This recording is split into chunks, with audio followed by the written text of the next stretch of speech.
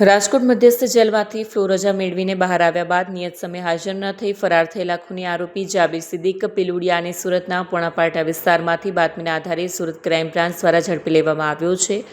પોલીસને ચોક્કસ માહિતી મળી હતી કે મોરબીનો આ રેઢો ગુનેગાર પોતાની ઓળખ છુપાવીને સુરતમાં વસવાટ કરવાની પેરવીમાં છે.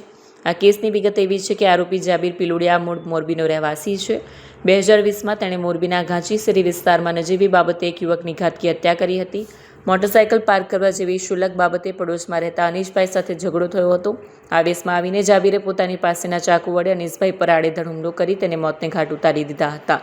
આ કેસમાં મોરબી સેશન્સ કોર્ટે ગુનાની ગંભીરતા જોતા 8 ઓગસ્ટ 2025ના રોજ આરોપીને આજીવન કેદની સજા અને 10,000 રૂપિયાનો દંડ ફટકાર્યો હતો.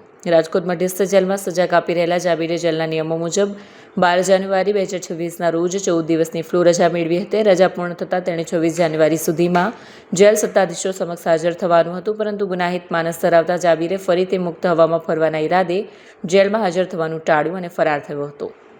પોલીસ પૂછપરછમાં ચોંકાવનારો ખુલાસો થયો છે કે આરોપી શા માટે સુરત આવ્યો હતો. આરોપી જાબીરના મનમાં એવો વહેમ હતો કે સુરત એક મોટું શહેર છે ને અહીં લાખોની વસ્તીમાં તેને કોઈ ઓળખશે નહીં.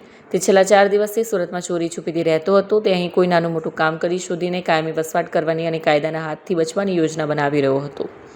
જોકે સુરત પોલીસની સક્રિયતાને કારણે તેનો આ પ્લાન નિષ્ફળ ગયો છે.